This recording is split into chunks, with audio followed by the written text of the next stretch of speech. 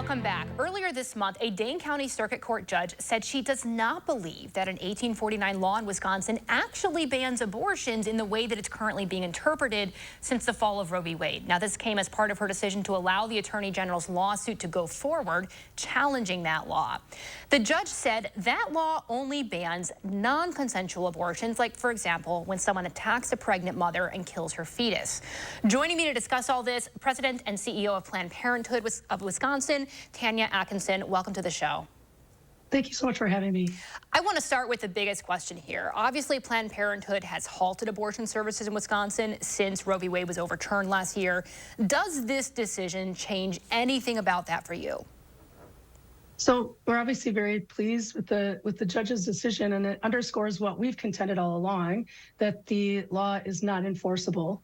That said, we are very mindful that this is a preliminary ruling, and that we, really need to be, thoughtful about exactly what this means. We're constantly monitoring the legal landscape to determine, if we can resume abortion services. So our focus, is on patients. Our focus is on our physicians. So we're continually exploring it, and we are mindful that this is a preliminary ruling.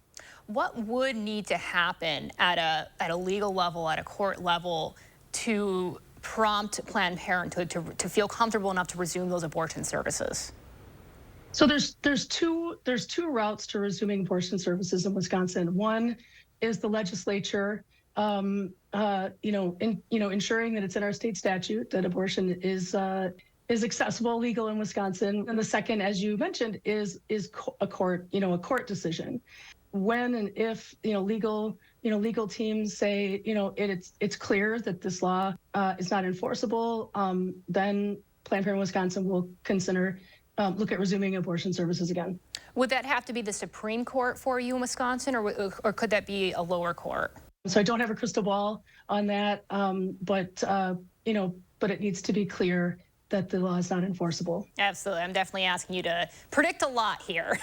How would you think you would manage, perhaps, reactions would probably be strong on both sides if you resume services. How do you think you would manage that? Well, the reality is it's clear, poll after poll after poll after poll, that Wisconsinites think abortion should be safe and legal. The vast majority of Wisconsinites, and so that's, and they understand that it's healthcare. So certainly there are political organizations that want to see abortion continue to be banned in Wisconsin. Planned Parenthood Wisconsin is a healthcare provider, and the people of Wisconsin need health care. They need access to abortion services.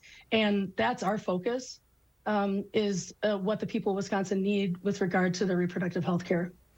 What is the landscape in Wisconsin right now for people leaving the state for abortions? I know you've worked with Planned Parenthood Illinois. What is just the landscape you're hearing right now for people seeking abortions elsewhere? Yeah, I mean, and for people who have the ability to leave the state, because certainly there are many circumstances where somebody might not be able to leave the state to access an abortion elsewhere. It's difficult. It's devastating for people to have to, travel, hundreds of miles to, access a safe and legal abortion in another state.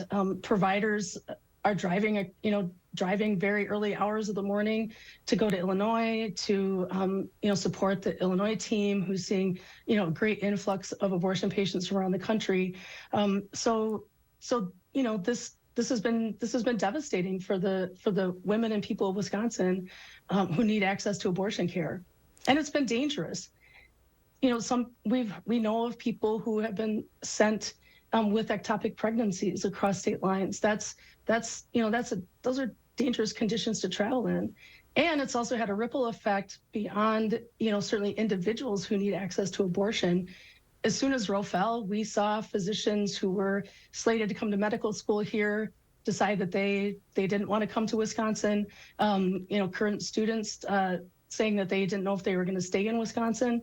And we know that it's difficult to, access OBGYN care in Wisconsin. I grew up in a very rural part of the state, and we had to travel great distances to access, to access healthcare sometimes. And so it's certainly an impact on the individuals of our state, on Wisconsinites, our friends, our neighbors, and it's an impact on our healthcare infrastructure.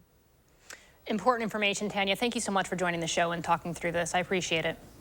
Thank you so much. We appreciate you. We will be right back.